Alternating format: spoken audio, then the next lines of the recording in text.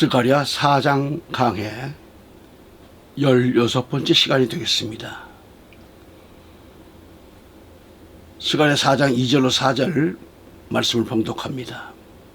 누가 내게 말하기를 네가 무엇을 보느냐 하기에 내가 말하기를 내가 보니 전체가 순금으로 된 촛대가 보이는데 그 꼭대기에는 한 그릇이 있고 그 위에는 그의 7 등불이 있으며 그 꼭대기 위에 있는 7 등불에는 7 관이 있고 그 곁에는 2 올리브 나무가 있는데 하나는 그 그릇의 오른편에 위에 또 하나는 그것의 왼편 위에 있나이다.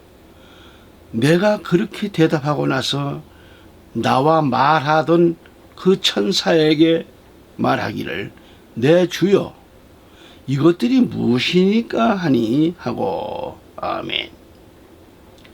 할렐루야. 전국에서 해외에서 이 방송을 구독해 주시는 애청자 여러분, 오늘도 주님의 은혜의 날입니다. 오늘 하나님께서 허락하신 스가랴서를 중심해서 말씀을 선포할 때 은혜가 충만하고 하나님의 크신 은혜와 성령님의 도우심이 함께 하시기를 우리 구주 예수 그리스도의 이름으로 축원합니다. 스가랴 4장 본문의 제목이 순금으로 된 촛대 환상입니다. 부제로는 2 올리브 나무의 계시에 대하여 말씀을 선포하면서 하나님 아버지로부터 은혜와 진리가 충만하시기를 거듭 기원합니다. 아멘. 어쨌든 간에 오늘 하나님 말씀이 바로 진행되어 나가야 되겠습니다. 첫째로 하나님의 교회의 긍정적인 그 목적이 무엇인가요? 교회가 전도를 한다든지 선교 사업을 한다든지 오직 하나님의 영광을 위하여 일하는 교회가 되어야 옳은 것입니다. 그것이 목적이 되어야 합니다. 교회는 사람을 위하여 있는 것이 아니죠. 교회는 오직 하나님의 영광을 위하여 있는 겁니다. 그런데 전국을 다니면서 어떤 곳에는 교회 이름이 저건 아닌데 할 때가 있어요. 상상외로 교회의 명칭이 덕스럽지 못한 곳이 많더라고요.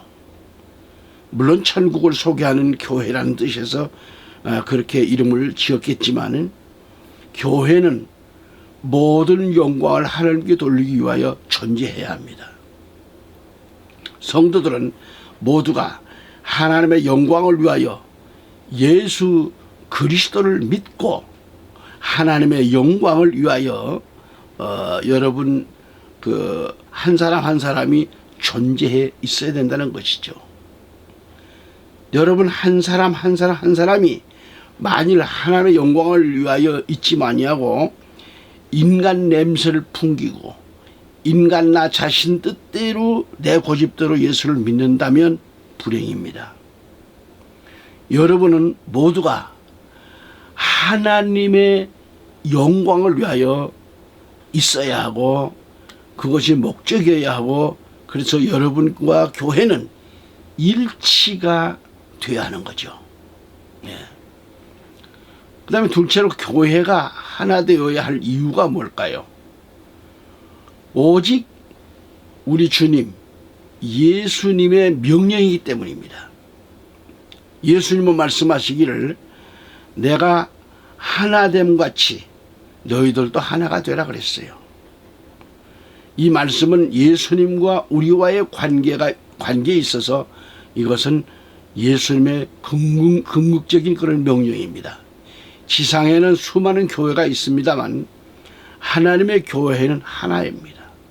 이것이 일치 이후예요.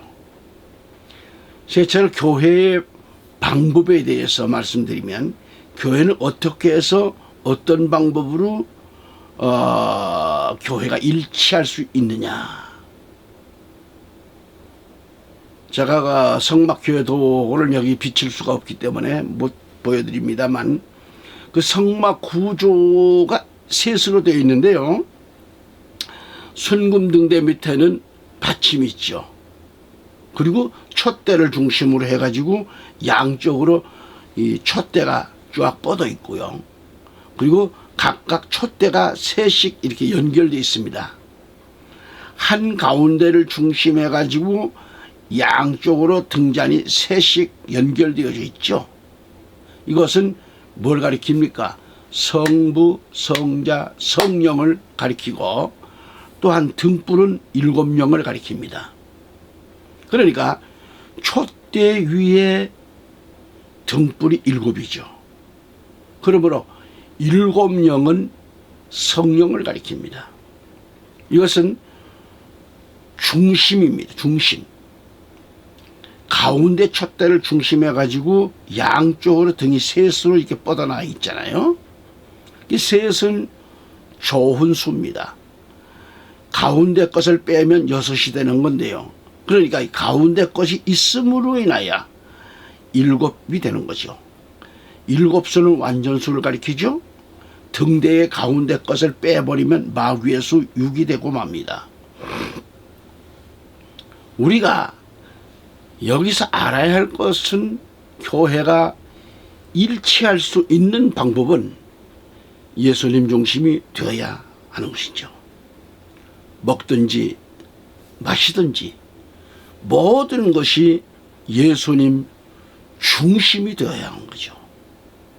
목사도 예수님 중심, 성도들 개개인도 예수님 중심, 모든 직분자나 일반 성도들도 다 개개인이 뭐예요? 예수 그리스도, 그리스도가 중심이 되어야 되는 거예요. 이렇게 되어야 하겠는데, 오늘 교회들이 자기들의 명예를 나타내고 또 예수님 중심이 아닌 자기들의 어떤 그 명예욕이 강하게 나타나고 있음을 볼 때에 안타깝죠. 그건 아닌데 말이죠. 하나님보다 자기 영광을 나타내고 있잖아요. 그래서 신앙인들이 하나가 되지를 못하고 있는 겁니다. 교회 안에는요, 모두가 내 중심이 아닌 예수님 중심이 되어야 합니다. 예수님이 중심이 되어서 우리는 하나가 되어야 합니다.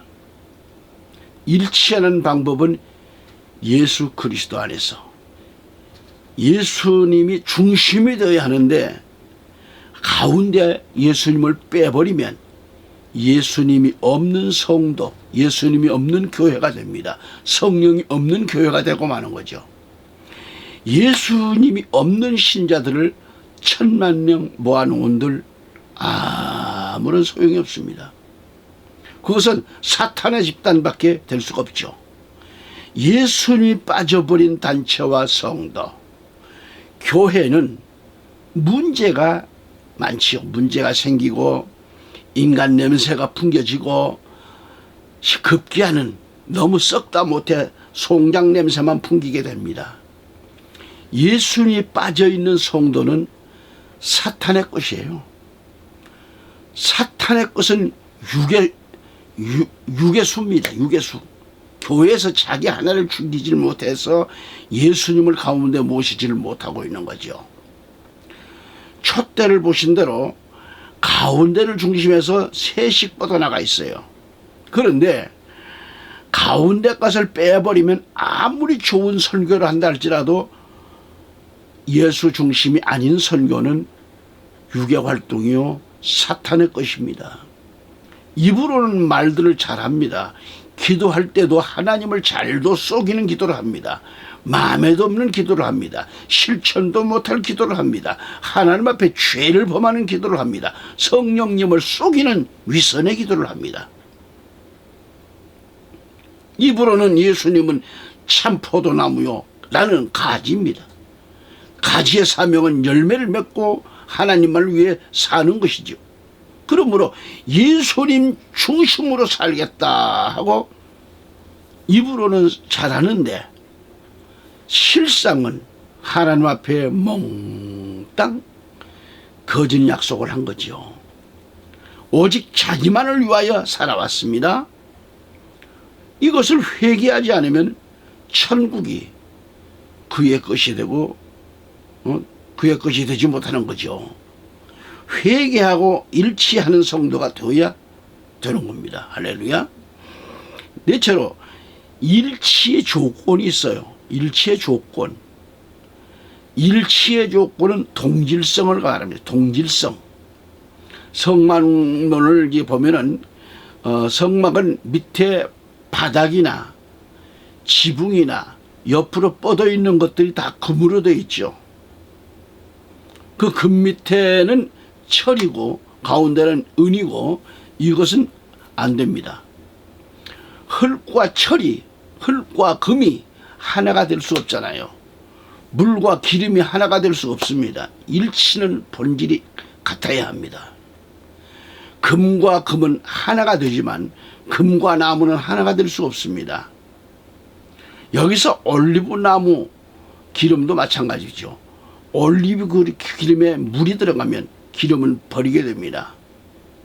올리브라는 것은 종려나무를 가리킵니다. 기름이 썩어요. 올리브 기름은 하나인데 말이죠.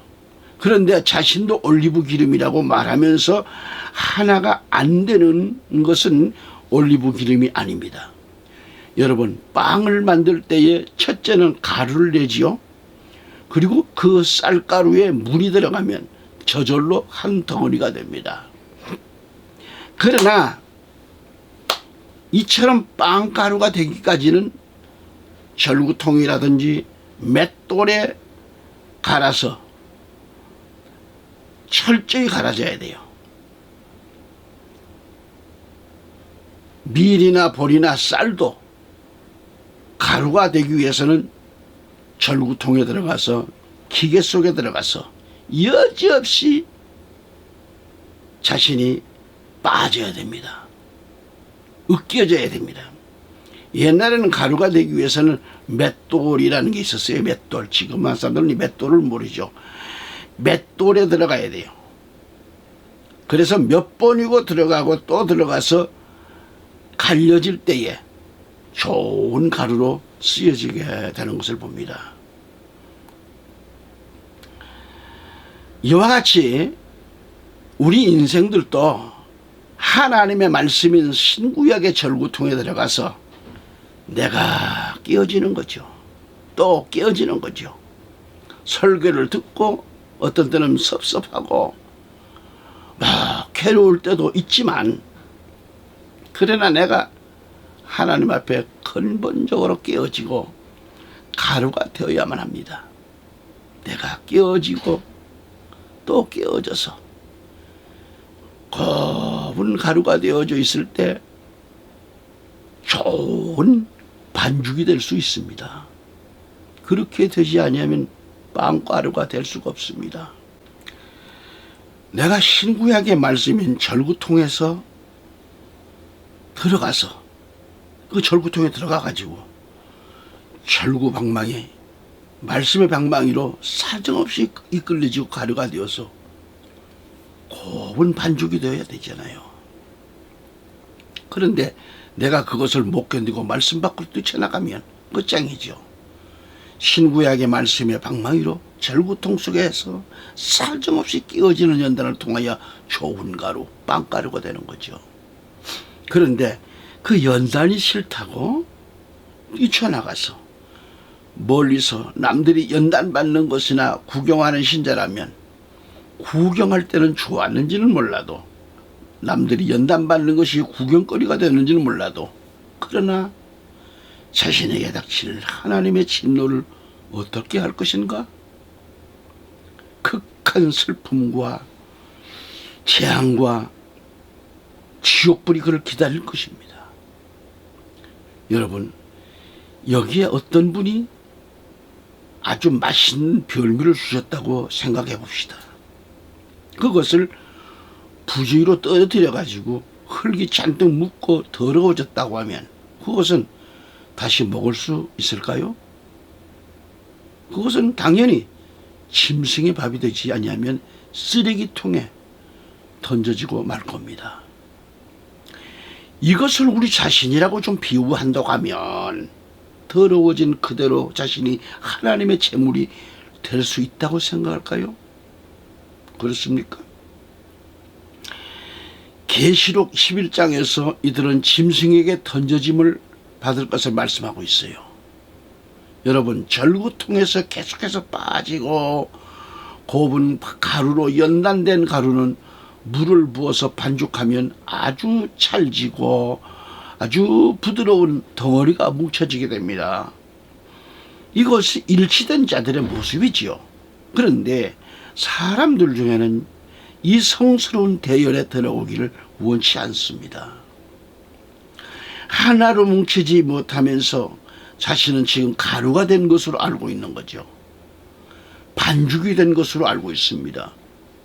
이러한 성도가 우리 가운데 있다고 하면 우리 주 예수 그리스도의 이름으로 경고하나니 어서 속히 정말 회개하고 말씀의 절구 통해서 깨어져야 합니다. 곱은 가루가 되어야 합니다. 좋은 반죽이 되어야 합니다. 내가 짐승의 밥이 되지 않으려면 내가 깨어지고 곱은 가루가 되어서 반죽이 되고 한 덩어리로 뭉쳐져야 합니다. 그리할 때 하나님이 잡수시는 좋은 빵이 되는 겁니다. 이것이 원리예요. 여러분, 가루가 되어져 있는 사람들끼리는 언제든지 물만 들어가면 하나가 됩니다. 동질성을 가지게 됩니다. 깨어지고 곱게 빠진 곱은 가루에 물이 들어갑니다. 물은 말씀을 통하죠. 말씀을 비유하죠. 깨어지지 아니한 사람, 가루가 되지 아니한 사람은 곱은 가루와 합할 수가 없습니다. 한 덩어리가 될 수가 없습니다. 의인의 집단 속에 악인의 집단은 들어올 수 없습니다. 의인과 악인은 하나가 될 수가 없잖아요. 여러분, 순수한 금속 속에 은을 섞어 놓으면 하나가 될 수 없습니다. 오늘날 많은 교단과 주의 종들 가운데는 천주교와 개신교, 불교, 또 마호멧교와 일치화 운동을 하고 있습니다. 그러나 그들과 우리는 하나가 되면 끝장이에요. 그들과 우리는 성경학이 다릅니다. 그들과는 절대로 동질성이 될 수가 없습니다. 다섯째로, 일치의 필요성은 뭘까요? 자연이 하나가 될 수 있게 되어 있습니다. 자, 예배소서 4장을 보면 첫째는 몸도 하나고, 두 번째는 성령도 하나고, 세 번째는 주도 한 분입니다. 네 번째는 믿음도 하나라겠어요. 다섯째는 세례도 하나요. 여섯째로 하나님도 한 분이고, 일곱째로 소망 안에서 부르심을 입었다고 말씀합니다.